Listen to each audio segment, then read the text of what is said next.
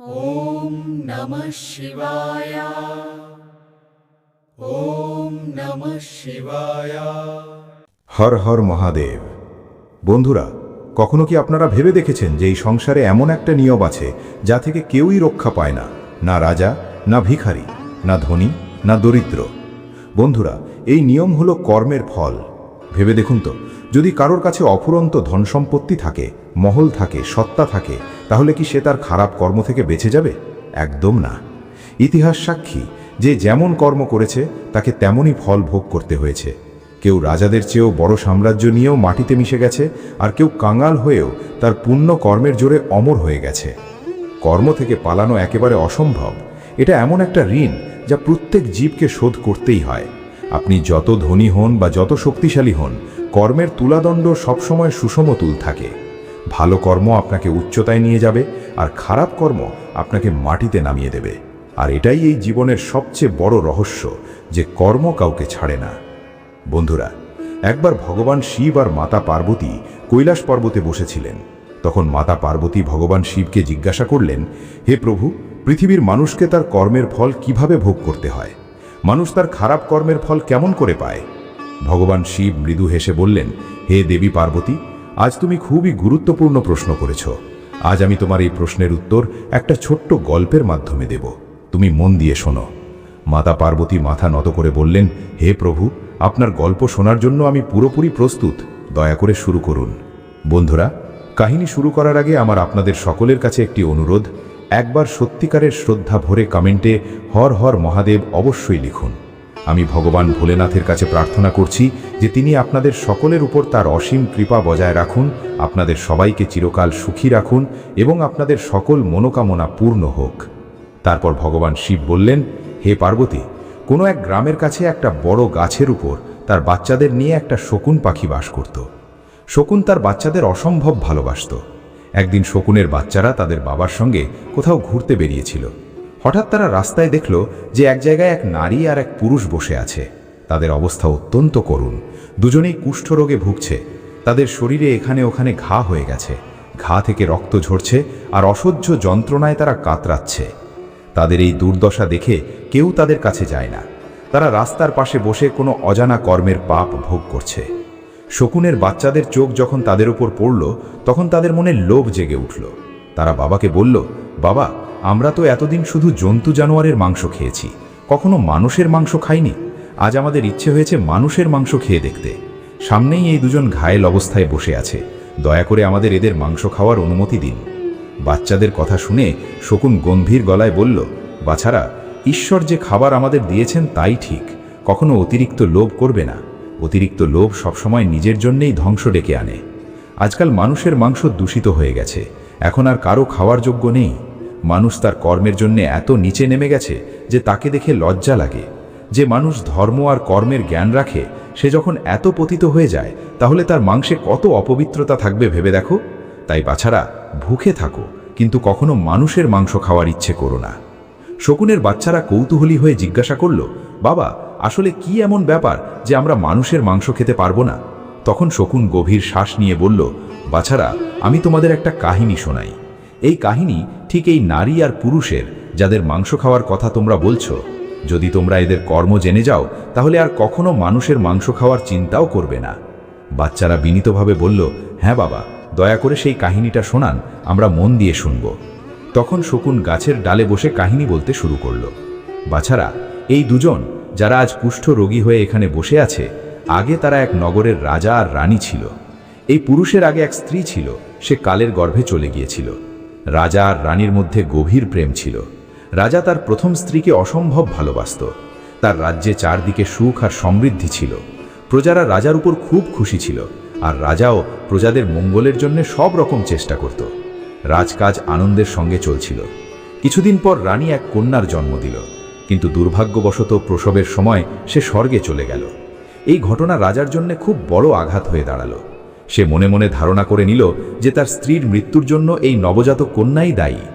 রাজার রানীর প্রতি প্রেম এত গভীর ছিল যে এই আঘাত সে সহ্য করতে পারল না।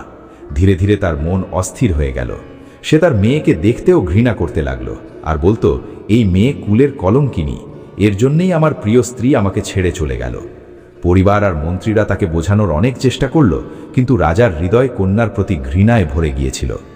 বন্ধুরা, রানী অত্যন্ত ধার্মিক স্বভাবের ছিল।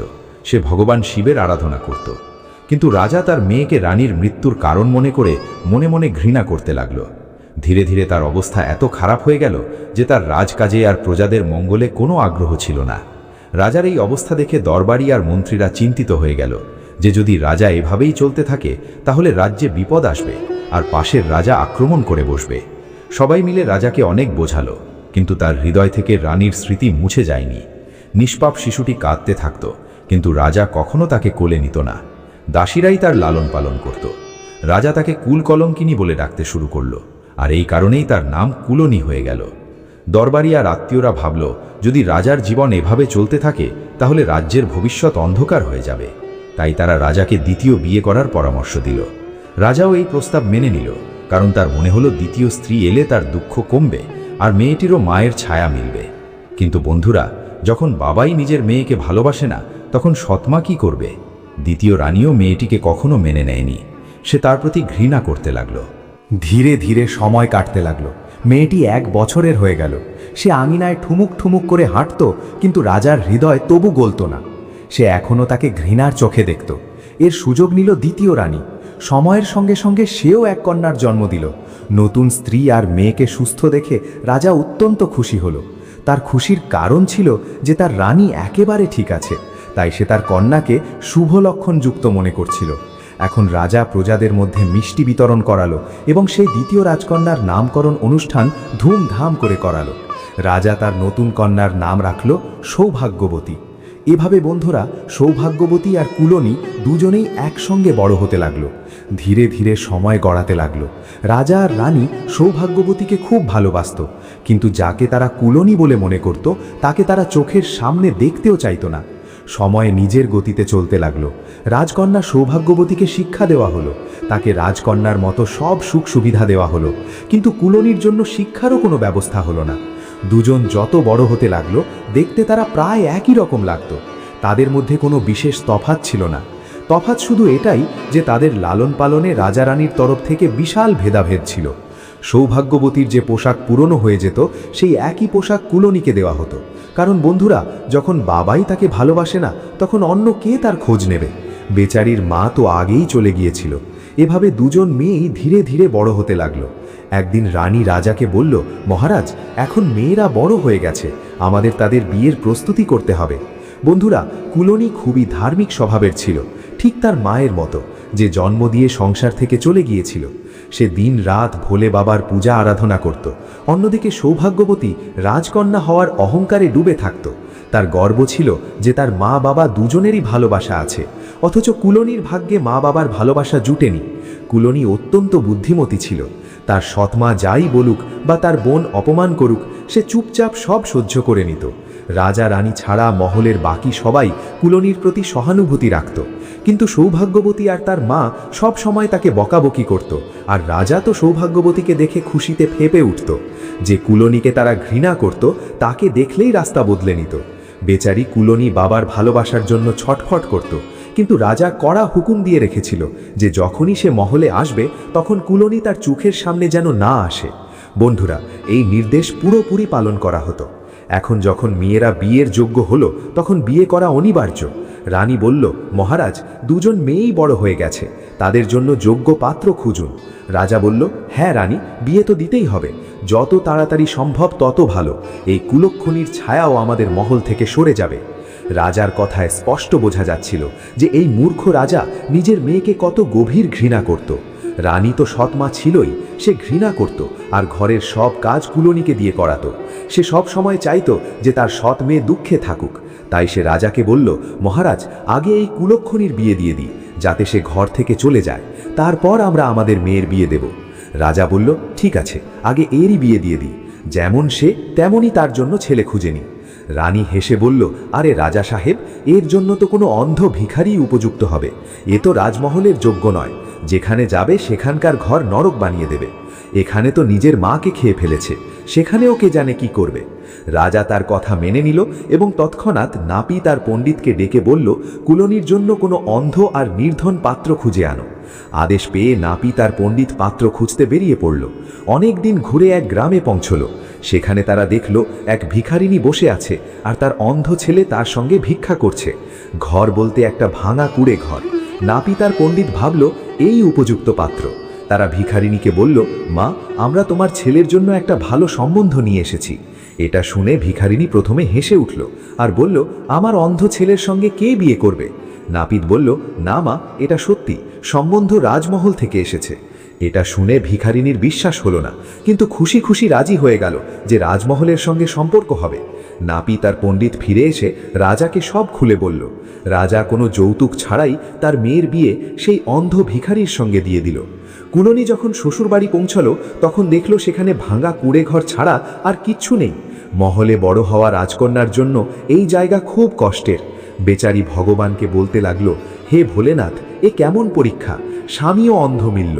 ধন দৌলত রাজমহল নিয়ে আমার কোনো লোভ নেই, কিন্তু যদি জীবন সঙ্গী ভালো হতো তাহলে আমরা দুজনে মিলে কিছু করতে পারতাম। তবু আমি জানি ঈশ্বর যা করেন ভালোর জন্যই করেন। এই স্বামী আমার কাছে ভগবানেরই স্বরূপ। আমি একে সব অবস্থায় মেনে নেব এবং তার সেবা করব। তারপর সে তার শাশুড়িকে বলল, মা, ঘরে যা আছে তাই দিন, আমি রান্না করে তৈরি করছি। বন্ধুরা, কুলনির স্বামী আর শাশুড়ি ভিক্ষা করে সংসার চালাতো। যা মিলত তাতেই চলে যেত। অনেকবার খালি পেটে ঘুমাতে হতো। যে মেয়েকে রাজা কুলনি বলে অপমান করত সে আসলে দেবী স্বরূপা ছিল, স্বামী পরায়ণা ছিল। শ্বশুরবাড়ি যেমনই হোক সেখানেই মানিয়ে নিল। স্বামী যা টাকা দিত তা দিয়ে চাল ডাল কিনে রান্না করত। আগে স্বামী আর শাশুড়িকে খাওয়াতো, তারপর বাকি যা থাকতো নিজে খেত। সে মনকে ছোট করেনি যে আমি কোথায় এক ভিখারির ঘরে থাকছি, বরং সেটাকে ভগবানের ইচ্ছা ভেবে বড় ভালোবাসা আর ভক্তিভাবে শাশুড়ি আর স্বামীর সেবা শুরু করে দিল। সেই সুখ খুঁজে নিল আর রুক্ষ সূক্ষ্ম খেয়েও শাশুড়ি আর স্বামীর সঙ্গে সন্তুষ্টি নিয়ে থাকতে লাগলো। উল্টো দিকে অনেক দিন পর রানী রাজাকে বলল, মহারাজ, এখন তো সেই অশুভ মেয়ে আমাদের ঘর থেকে চলে গেছে, আমরা তার থেকে মুক্তি মিলেছে। কেন আমরা আমাদের মেয়ের বিয়ে কোনো বড় রাজবাড়িতে সুন্দর পাত্রের সঙ্গে করিয়ে দিই? বন্ধুরা, দেরি না করে রাজা নাপিত আর পণ্ডিতকে ডেকে বলল যে তারা টিকা সামগ্রী নিয়ে কোনো ভালো রাজকুমার খুঁজুক। রাজা বলল, পুরোহিতজি, আমাদের মেয়ের জন্য এক ভালো রাজার ছেলে হওয়া উচিত, যার রাজ্য বিরাট। রাজার আদেশ পেয়ে নাপিত আর ব্রাহ্মণ এক চক্রবর্তী রাজার কাছে পৌঁছল। কারণ রাজকন্যা সৌভাগ্যবতী দেখতে খুব সুন্দর ছিল, তাই তারা তার উপযুক্ত এক সুন্দর রাজকুমার খুঁজে নিল। সে রাজার একমাত্র ছেলে ছিল এবং ভবিষ্যতে চক্রবর্তী সম্রাট হওয়ার যোগ্য।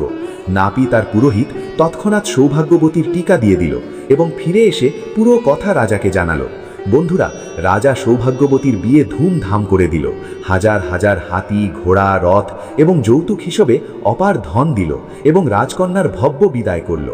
অন্যদিকে যে মেয়েকে রাজা কুলনি বলে ডাকত সে বেচারি নিজের মতো দিন কাটাচ্ছিল, আর সৌভাগ্যবতী এক রাজার ঘরে গিয়ে রানী হয়ে সুখ সমৃদ্ধির আনন্দ উপভোগ করতে লাগলো। তাকে শুরু থেকেই মা বাবার ভালোবাসা মিলেছিল, আর এখন ভালো স্বামী আর রাজমহলের সব সুখ সুবিধাও মিলে গেল। অন্যদিকে কুলনি তার ভিখারি স্বামীর সঙ্গে সেই কুড়ে ঘরেই থাকছিল। একদিন কুলনি তার শাশুড়িকে বলল, মা, আপনি রোজ রোজ ভিক্ষা করে আনেন, এটা আমার ভালো লাগে না। তার চেয়ে আমরা কোনো কাজকর্ম করে কামিয়ে খাই।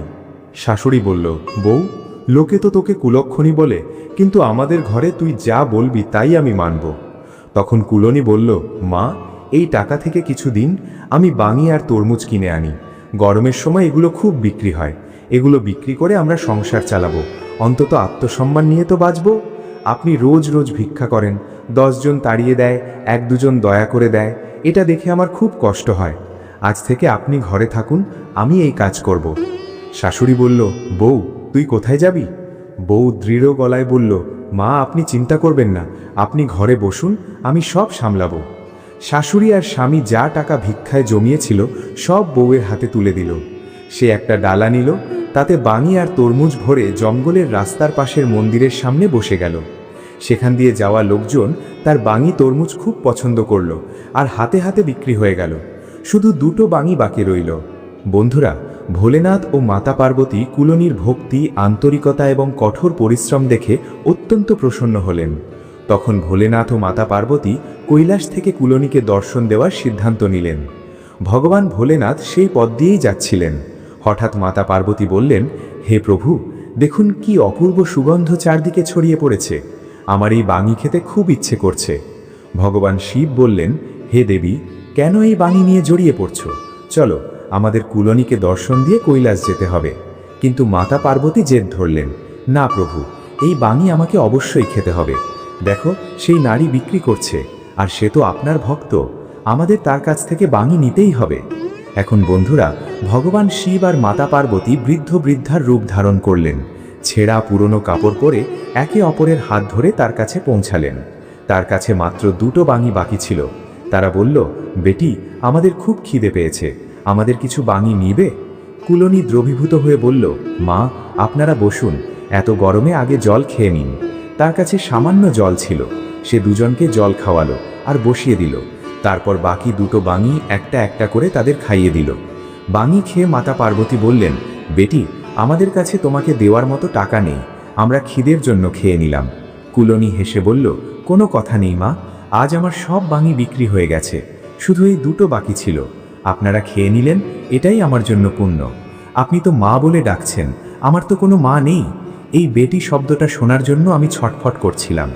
মাতা পার্বতী করুণায় বললেন, বেটি, আমি খুব দূর থেকে এসেছি, ক্লান্ত হয়ে গেছি, পায়ে ব্যথা করছে। কুলনী তৎক্ষণাৎ বলল, দিন মা, আমি আপনার পা টিপে দিই। সে তাদের চরণ টিপতে শুরু করল। ঠান্ডা হাওয়া বইছিল। মাতা পার্বতীর চোখ লেগে গেল।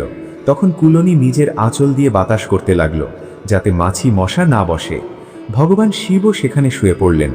যখন মাতা পার্বতীর চোখ খুলল, তখন দুজনেই খুশি হয়ে বললেন, বেটি, তুমি আমাদের খুব সেবা করেছ, কিন্তু আমাদের কাছে দেওয়ার মতো কিছু নেই। সে বলল, কোনো কথা নেই মা, আপনাদের সেবা করে আমি মায়ের স্নেহ পেয়েছি, এটাই আমার জন্য বরদান। তখন মাতা পার্বতী বললেন, আচ্ছা বেটি, এখন আমরা চলি। যেতে যেতে তিনি ভোলেনাথকে বললেন, প্রভু, আপনার ঝুলিতে যা আছে এই বেচারিকে দিয়ে দিন, তার বাবা তার সঙ্গে বড় অন্যায় করেছে। ভগবান বললেন, দেবী, আমার ঝুলিতে তো শুধু ভাং, ধতুরা আর ভস্ম আছে, এতে তার কি হবে? মাতা বললেন, প্রভু, আপনার নামই সবার কল্যাণ করে, আপনি যা দেবেন তাই তার জন্য মঙ্গল হবে। তারপর মাতা ভোলেনাথের ঝুলি থেকে সামান্য ভস্ম নিয়ে কুলনীকে দিলেন। সে শ্রদ্ধা ভরে ভস্ম নিজের শাড়ির আঁচলে বেঁধে নিল। সন্ধ্যায় ঘরে ফিরে শাশুড়িকে বলল, মা, আজ এক বৃদ্ধা মা আর এক বৃদ্ধ বাবার সেবা করে আমি অপার সুখ পেয়েছি। আর দেখো মা, আজকের আয়, আজ আমার সব বাঙি তরমুজ বিক্রি হয়ে গেছে মা। এখন আপনাকে আর আমার স্বামীকে কোথাও ভিক্ষা করতে যেতে হবে না। এখন আমরা পরিশ্রম করে কাজ করে চালাবো, আর ভোলে বাবার কৃপা থাকলে আমরা সম্মানের জীবন কাটাবো। আজ থেকে আমাদের ভিক্ষা করতে হবে না। তখন তার শাশুড়ি বলতে লাগলো, বেটি, তোর মতো বউ পেয়ে আমি ধন্য। আমি তো কখনো ভাবিনি যে আমার ছেলের বিয়ে হবে। আমি জানতাম না যে আমার ছেলের ভাগ্যে এত সংস্কারী আর লক্ষ্মীর মতো বউ লেখা ছিল। আমি তো ভগবানের কাছে খুব কৃতজ্ঞ যে ভগবান আমার ছেলের ভাগ্যে তোকে লিখে দিয়েছিল। সে বলতে লাগলো, মা, আজ এক বৃদ্ধ বাবা আর এক বৃদ্ধা মা এসেছিল, তারা আমাকে এই ভস্ম দিয়েছে, আমি এর কি করব? তখন তার শাশুড়ি বলল, বউ, একটু অপেক্ষা করো, এখনই আমার ছেলে আসবে, সে যা বলবে তুমি তাই করবে। বন্ধুরা, সন্ধ্যায় যখন তার স্বামী এলো, তখন সে বলতে লাগলো, স্বামী, আজ আমাকে এই ভস্ম দিয়েছে এক বৃদ্ধ বাবা আর এক বৃদ্ধা মা, আমি এর কি করব? তখন তার স্বামী বলল, এক কাজ করো, ঘরের চার কোণে এটা ছড়িয়ে দাও, যা বাকি থাকে তা তোমার পয়সা রাখার বাক্সের কাছে রেখে দাও, আর সামান্য ভস্ম আমাদের তুলসীর গাছে দিয়ে দাও। সে বলল, ঠিক আছে, আমি তাই করব। এখন সেই কুলনী ভস্ম ঘরের চার কোণে ছড়িয়ে দিল, সামান্য ভস্ম বাক্সে রেখে দিল, তারপর রাতে রান্না করে খাওয়ালো।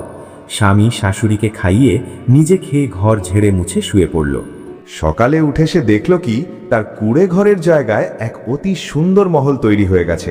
চার কোণে হিরে মুক্ত ঝলমল করছে, ধনের স্তূপ জমে আছে, শস্য ধন্যে ঘর ভরে গেছে। এটা দেখে তার তো বড় আশ্চর্য লাগলো। সে দৌড়ে দৌড়ে শাশুড়ির কাছে গিয়ে বলল, মা, উঠুন, দেখুন কি চমৎকার হয়েছে। তার শাশুড়ির চোখ খুলতে সে দেখল তার ঘর তো চেনাই যাচ্ছে না। সে বলতে লাগলো, আরে বউ, আমরা কি তোর মায়ের বাড়িতে চলে এসেছি? আজ পর্যন্ত তো তোর বাবা কখনো এদিক ফিরেও তাকায়নি, কিন্তু আমি তো ঘুমিয়েছিলাম, তোর বাবার হৃদয় কেমন করে গড়ল?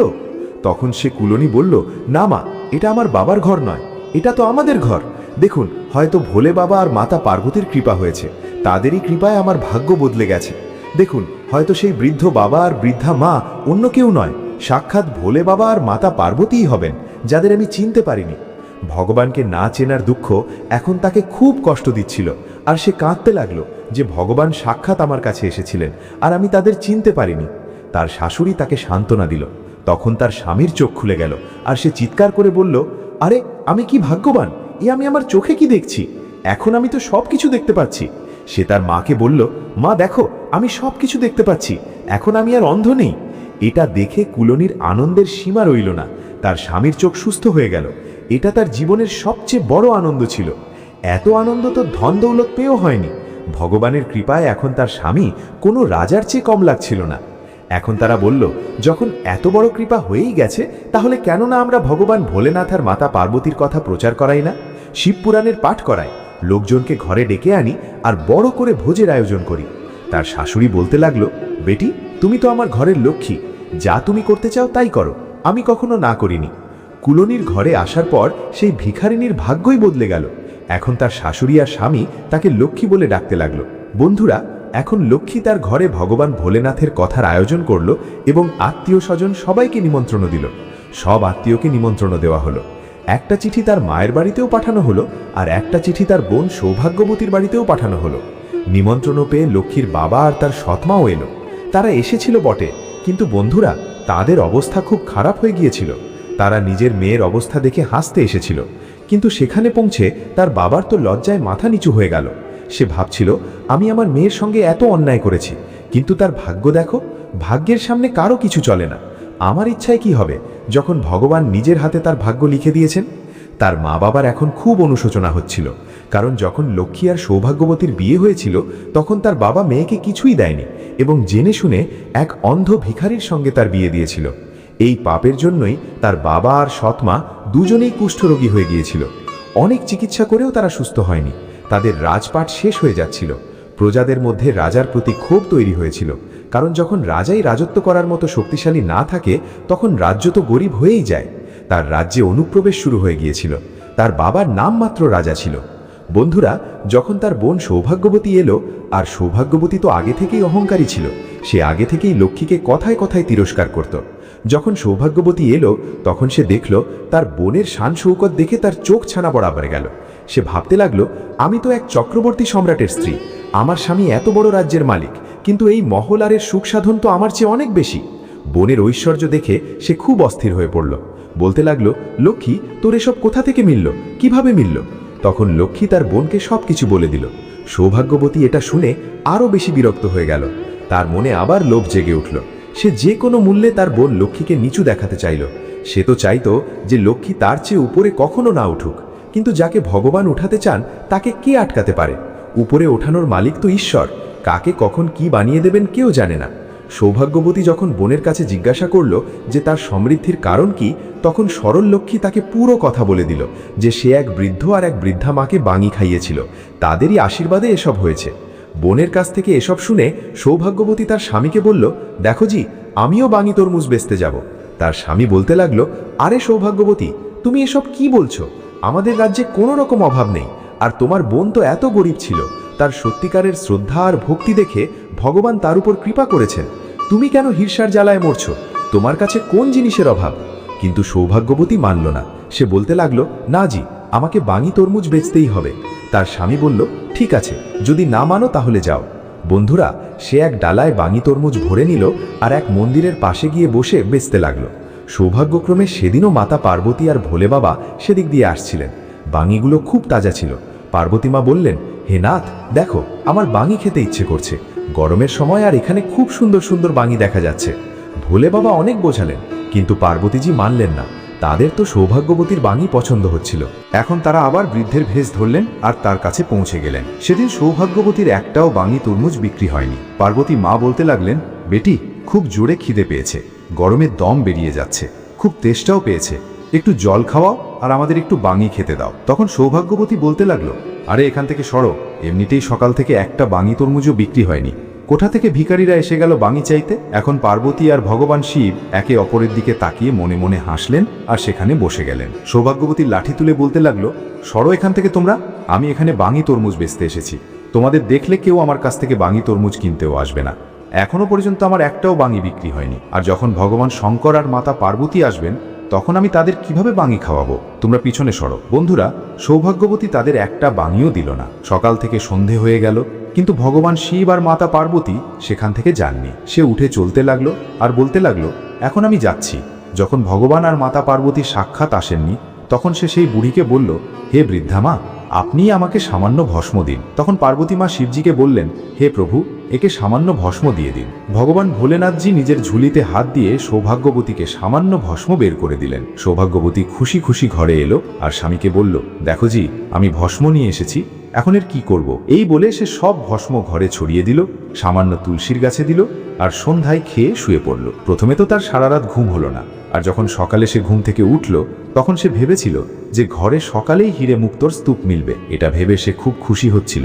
কিন্তু যেই সকালে উঠল তখন কি দেখলো? তার মহলের জায়গায় একটা ঝুপড়ি তৈরি হয়ে গেছে, আর এখানে ওখানে পোকামাকড় গুনগুন করছে। এখন তো সৌভাগ্যবতী কাঁদতে লাগলো, গালাগালি করতে লাগলো। সে তার বোনকে দোষারোপ করতে লাগলো যে এ কি করিয়ে দিল। এখন তার স্বামী তাকে বোঝাতে লাগলো, দেখো সৌভাগ্যবতী, তুমি লোভে পড়ে যা করেছো তার জন্যই তোমার সঙ্গে এমন হয়েছে। তোমার বোনের হৃদয় খুব ভালো, তুমি তার সঙ্গে ভালো ব্যবহার করনি। ভগবান তার ভক্তি দেখে তার উপর কৃপা করেছেন, কিন্তু তুমি লোভে ছিলে আর যা তোমার কাছে ছিল তাও হারিয়ে ফেলেছো। যা নিজের কাছে থাকে তাতেই সন্তুষ্ট হওয়া উচিত। তার স্বামী তাকে খুব বোঝালো, কিন্তু সৌভাগ্যবতী তার বোন লক্ষ্মীকে দোষারোপ করতে লাগলো। বলতে লাগলো, মনে হয় আমার বোনের ছায়া আমার ওপর আর আমার ঘরের ওপর পড়েছে, তাই আমাদের সঙ্গে এমন হয়েছে। তার স্বামী তাকে খুব বকলো আর বলল যে তুমি এখনো সুস্থ হও। বন্ধুরা, যখন এই খবর তার মায়ের বাড়িতে পৌঁছালো তখন যে রাজা আর রানী কুষ্ঠরোগী হয়ে গিয়েছিল তারা তাদের দেখতে এলো। নিজের মা বাবার এমন অবস্থা দেখে সৌভাগ্যবতী বলতে লাগলো, আরে দূর হও, তোমরা আমার ঘরের ভিতরে এসো না। এমন মা বাবার আমার দরকার নেই, যারা এত নোংরা, যারা কুষ্ঠরোগে ভুগছে। আমি এমন মা বাবাকে রাখবো না, আমি তোমাদের সেবা করতে পারবো না। বন্ধুরা, তার মা বাবা নিজের মেয়ের দুঃখে দুঃখী হওয়ার জন্য এসেছিল, কিন্তু তার মেয়ে তাদের বকাবকি করে তাড়িয়ে দিল। আর যখন এই খবর লক্ষ্মীর কাছে পৌঁছালো যে তার মা বাবা দুজনেই ভিক্ষুক হয়ে গেছে আর তার বোনের সঙ্গেও এমন হয়েছে যে তার রাজপাট নষ্ট হয়ে গেছে, তখন বন্ধুরা লক্ষ্মী তার স্বামীর সঙ্গে তাকে দেখতে তার ঘরে এলো এবং নিজের অর্ধেক ধন দিয়ে বোনের রাজপাট আবার বসিয়ে দিল আর নিজের মা বাবাকে সেখান থেকে নিজের সঙ্গে নিয়ে গেল। কিন্তু তারা দুজনেই কুষ্ঠরোগী হয়ে গিয়েছিল। তাদের পাপ এত প্রবল ছিল যে ভগবান শিবের প্রার্থনা করার পরেও তারা দুজন সুস্থ হতে পারল না। তখন তারা বলল, বেটি, এখন আমাদের নিজের কর্মের শাস্তি ভোগ করতে হবে, তুমি আমাদের ক্ষমা করে দাও। তারা তার চরণ স্পর্শ করে ক্ষমা চাইতে গেল, কিন্তু মেয়ে কুলনী তৎক্ষণাৎ বলে উঠল, এ কি করছো বাবা? ক্ষমা তো আমার চাওয়া উচিত, আমি তোমাদের সেবা যত্ন করতে পারিনি। মেয়ের কাছে ক্ষমা চেয়ে দুজনেই তার ঘর থেকে চলে গেল বন্ধুরা, আর এক নির্জন জায়গায় বসে ভগবানের প্রার্থনা করতে লাগলো এবং নিজেদের কুকর্মের জন্য ক্ষমা চাইতে লাগলো। বন্ধুরা, তাদের শরীর থেকে রক্ত আর মাংস গলে গলে নিচে পড়ছিল। ভগবান তাদের কোনো জঘন্য পাপের শাস্তি দিয়েছিলেন। নিজের পাপের ফল ভোগ না করা পর্যন্ত তাদের কোনো ওষুধে সারানো সম্ভব ছিল না, তাই তাদের নির্জন জায়গায় নিয়ে গিয়ে ছেড়ে দেওয়া হলো। এখন তাদের নিজের ভুলের পুরোপুরি অনুভব হয়েছিল যে যাকে তারা কুলক্ষণী ভেবেছিল সে তো সাক্ষাৎ তাদের মেয়ে লক্ষ্মী বেরিয়েছে, আর সে নিজের ভুলের জন্য ভোলে বাবার কাছে ক্ষমা চাইছিল। কিন্তু তাদের পাপ খুব বড় ছিল, তাই তাদের কোনো আরাম মিলল না। তারা নিজেদের কর্মফল সেই জীবনেই বসে বসে ভোগ করছিল। উল্টো দিকে বন্ধুরা, শকুন বলল, হে বাছারা, এই দুজন নারী পুরুষ সেই। এখন বলো, তোমরা এখনো কি মানুষের মাংস খেতে চাও? তাদের কাহিনী শুনে শকুনের ছানারা বলতে লাগলো, বাবা, আমাদের ক্ষমা করে দিন যে আমরা এমন পাপীদের খাওয়ার কথা বলেছিলাম। আজ আমরা জেনে গেছি যে মানুষের মাংস তো আজকাল কারো খাওয়ার যোগ্যই নেই। সবচেয়ে বেশি দূষিত যদি কেউ হয় তাহলে সে মানুষই। এভাবে শকুন তার বাচ্চাদের নিয়ে সেখান থেকে চলে গেল। বন্ধুরা, এই কাহিনী থেকে আমরা শিক্ষা পাই যে কর্মের দণ্ড আমাদের অবশ্যই ভোগ করতে হয়, আর যে মা বাবা নিজের সৎ মেয়ে বা ছেলের সঙ্গে খারাপ করে তাদের সঙ্গেও খারাপই হয়। খারাপের ফল খারাপই হয়। বন্ধুরা, আজকের এই হৃদয়স্পর্শী কাহিনী যদি আপনাদের মনে দাগ কেটে থাকে, যদি কর্মের এই অমোঘ নিয়ম সম্পর্কে নতুন করে ভাবতে